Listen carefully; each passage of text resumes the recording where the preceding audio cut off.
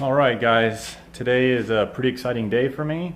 I'm going to actually take the Mustang out for the first time, technically the first time. And if you want to get really technical, the first time was a few days ago when I tried to drive around the block. I made it around the block twice, two separate trips. The first trip I was incredibly low on transmission fluid to the point where I had to keep it in first gear and rev the piss out of it basically just to get it back around the block. And I live on, my neighborhood's kind of on a hill, so getting it to go up the hill so that I could use gravity to come back down, which was the plan from the beginning, whether it worked well or not, thank God that worked out. But I had just enough power by revving it way up to propel the car one block up the hill, and then gravity did its job getting me back home. But anyways, I parked the car. I only had 1 quart of transmission fluid after that first drive. I put that 1 quart in, checked the dipstick, said it was full to the top. I'm like, perfect. Started it up, drove around the block. You could tell it was still slipping. Then without shutting it off, I parked it again in front of my house. Keep in mind, on the second trip, I did not have any issues with transmission slipping or anything like that, like drastically. You could tell it wasn't, 100%. It was slipping, but not to the point where I had to rev the hell out of it. So I got it back home, left it running, checked the dipstick again, and it wasn't even registering on the dipstick again. So at that point, I shut it off. I ended up having to go to the auto parts store. I bought 2 quarts of oil, and it took almost 2 quarts of transmission fluid to get it where it should be. That was with the engine running, after I shifted through the gears, didn't let it move, but I shifted through the gears. And then checked it while the engine was running in park to make sure I was on the money, and I was right there at full with like 1 3/4 that I'd put in. So essentially, that first trip I went around the block, I was almost 3 quarts short of transmission fluid, 1 3/4 to be more specific. So I have confidence now I'll be able to go from A to B. The first drive is literally just going to be probably down the street, outside the neighborhood, and then back just to see how it does, how it brakes, how it steers. The car is done, and I use that word very loosely. It'll go from A to B in theory. We're gonna find out, but it still needs work. For example, one of my wheel studs, excuse me, stripped out over here on, let me show you, on the front wheel. So it also destroyed the lug nut as well. So I do have replacements. Hey, sweetheart. I have a replacement for this. I just have to take the time to pull this tire off and put it in. And then I have new lug nuts coming in. They're on order. So I think the stripped out lug nuts in the house. So that will be taken care of. That's real easy type of fix. I'm not worried about that. The lights work, headlights, brake lights. I don't have turn signals, don't have hazard lights. I have no intentions on putting those things in. So the ones I need to have, headlights, tail lights, reverse, brake, those are all there. They're working, everything's good. The brakes have been bled. They're minor. One issue that I can't really show you because I'm not taking the hood off for this, but just take my word for it. Once I finally put the weight of the car back down on the ground with all the stuff in it, because it had been up in the air for quite some time, it quickly became apparent that the front coil springs that were on this car when I bought it are drastically different from one another, to the point where I have to crank the coil over. I don't know if you can see. It's gonna be too dark and not enough space. But basically, the coil over on one side is cranked way up, while the other one is almost all the way bottomed out, in order to get it to sit level side to side. So I already have new springs on order. I ordered a couple of some Viking springs.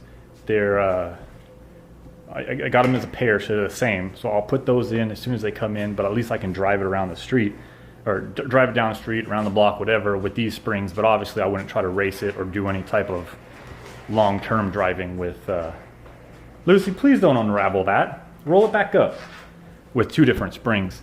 And then also I hooked up my anti-roll bar when the car was still in the air. I knew better. So I'm gonna have to unhook it, make sure there's no preload. I'll readjust the ends so that I don't have any preload. If I need preload, once I start making passes down the track, I'll adjust it accordingly.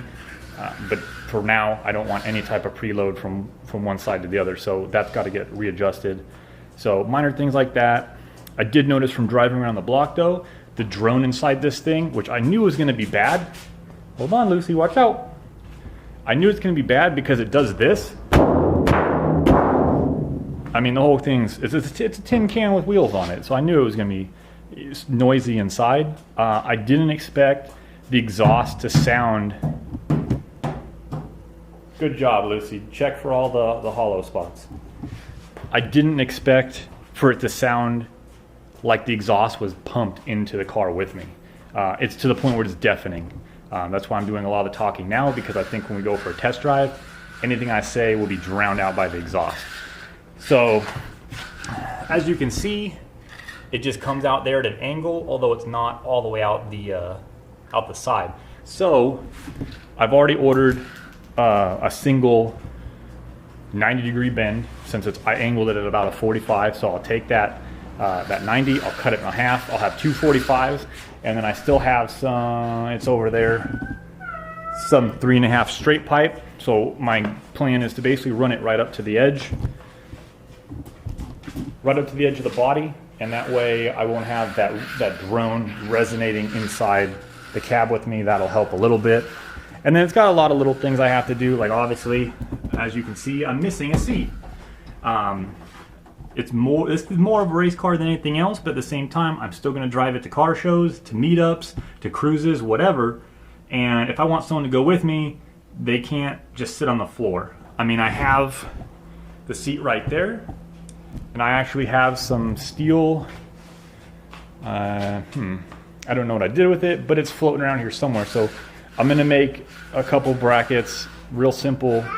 I'll probably make a video of that. Even though the car is done, I'll have other videos about this car, especially when I start going on the track. And then the install for the seat, I'll probably make a video on that. The other thing I gotta take care of is this giant hole. I wanna plug that up. There is a lot of holes in this car throughout. Most of them are tiny. That one is not tiny, so it needs to get plugged up.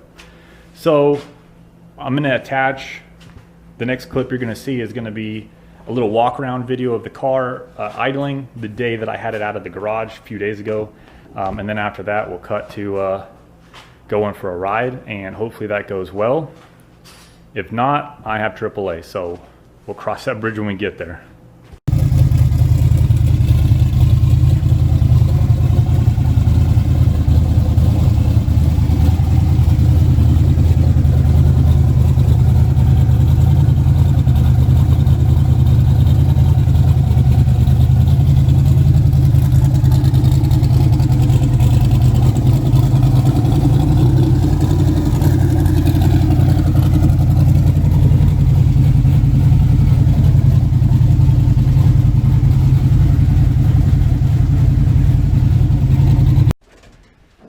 So it's a new day. I finally got a chance to get into the hot seat, so to speak.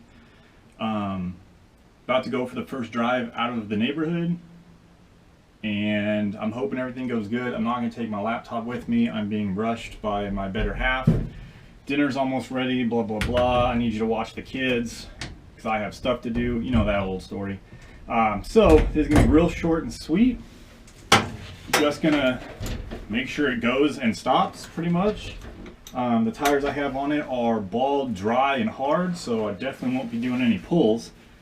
I need to get some new tires. One thing I learned from the drive around the neighborhood is that this thing drones like a bastard with the exhaust dumping where it does. So I'm gonna try to not do a whole lot of talking while I'm driving, just because you probably won't be able to hear me. I do have that window rolled up, but I do want some fresh air, so I have my window open. Excited and nervous, but I had a bunch of stuff I wanted to say and now I can't even think of it. But even if it goes flawless, I still have a ton of stuff to do on this car. New front springs are on order. They'll be here on Friday. I have adjustments in the back I want to make. This giant hole's got to get filled up. I mentioned some of this already, so I'm not going to bore you with that. So let's just go ahead and see what she does.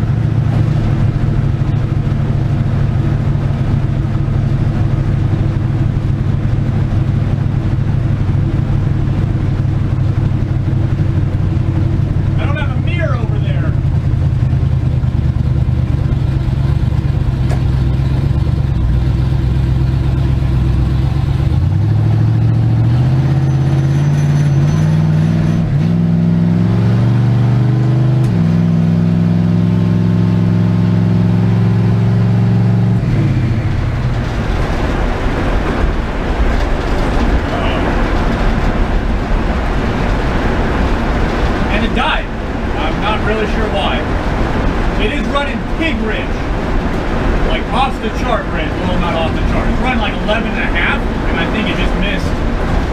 So right now we're just coasting.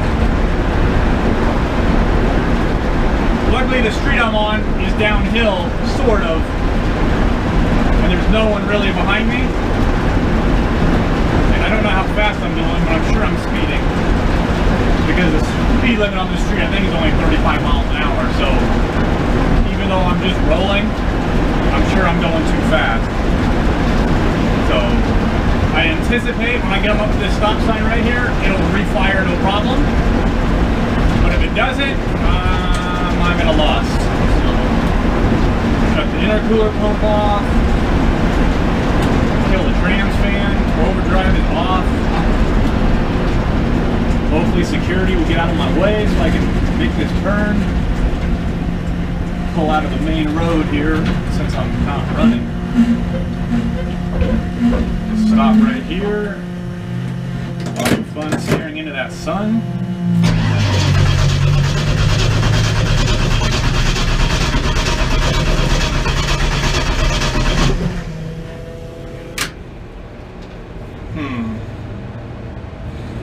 Not where I want to be, that's for sure. I hear my electric fan's running, so that's good. But let me figure out what's going on. Okay, so first test drive didn't go quite as well as I hoped. I did make it back home. Here it is, sitting right out front. I only made it home thanks to my neighbor over here, Scott, and his Jeep. Excuse me, I took a little break and had dinner between the last clip and this clip. Anyways, so Scott came, bailed me out, came with some a ratchet strap and towed me home. Thank God his car doesn't weigh anything. I tried to start it numerous times while I was sitting there waiting for him to come get me, and it didn't even try to start. I can clearly hear the fuel pump running. I can see the fuel pressure gauge. It's reading fuel pressure. So I know that I had fuel. So at that point, obviously I didn't blow the motor just idling down the road. So I know I have compression. So that means only one other thing, is it had to have been spark. So first thing I did when Scott unhooked the tow straps, I came around here to my fuse panel and noticed that my ignition fuse had completely blown out. So not sure why, but basically when the fuse blew, I lost ignition, and of course the engine isn't going to run. So now I'm just sticking just some random fuse I found in the garage in there, just so I can get the car back in the garage, assuming I don't have any other problems. But I basically learned a few things from that test drive. One, I need a bigger fuse on my ignition system. After doing some research, definitely need a bigger fuse. Although that one is slightly bigger, I know I can find something better than what I just jammed in there. But it'll be fine, like I said, just to back in the garage. Second problem, shifter linkage needs adjustment. I'm having trouble finding gears, so that is a minor concern, but obviously that has to be addressed. And then the third problem is that the air-fuel ratio is terrible.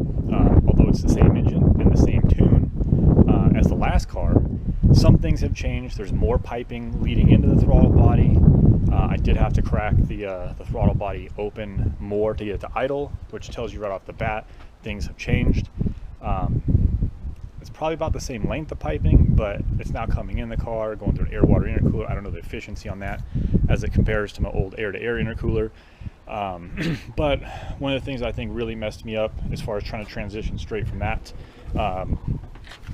setup to this one, climbing in the car here, is that my air-fuel ratio on the last motor was based off of the location of the O2 sensor when it was in the last car. The problem with that though is that because the downpipes were so short in the last car, the O2 sensor was super close to the end of the exhaust pipe, excuse me, to the tune of about 8 inches away.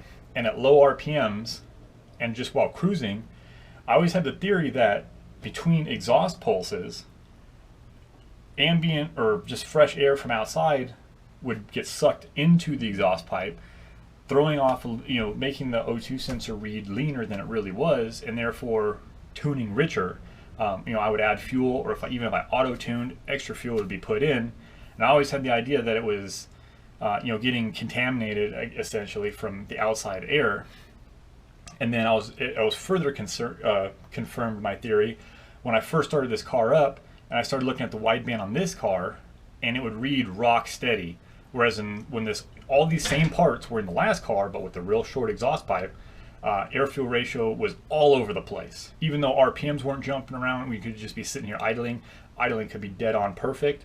Air-fuel ratio would still be everywhere. So I was sure it was contamination from fresh air coming in basically going in the wrong way.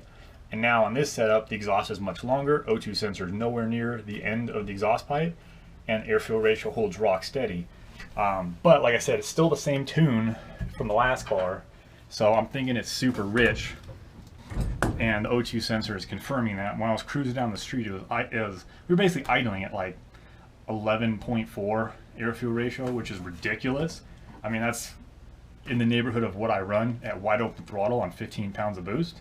I go richer than that at higher boost, but at 15 pounds, I mean, I'm not running 15 pounds of boost at idle or 2,000 RPM, whatever it was. So those are the issues I have to address. None of them are major, assuming the car starts right now. So I'm gonna give it a try. If it starts, I'm gonna end this video, put the car back in the garage, and then I got some work to do. But I hope you liked it. If it doesn't start, I'm gonna be bummed, but to be honest with you, the video's over, whether it starts or not, but I'm sure it's going to. So let's give it a try.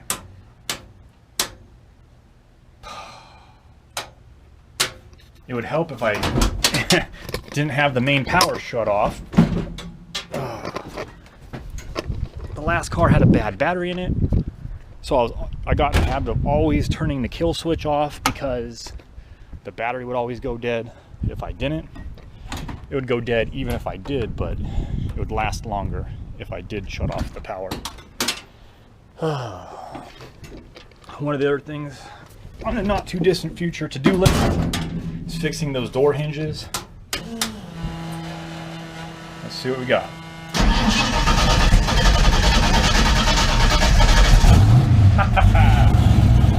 That's it. So simple fuse. Anyways, I hope you like this video. I'll see you for the next one.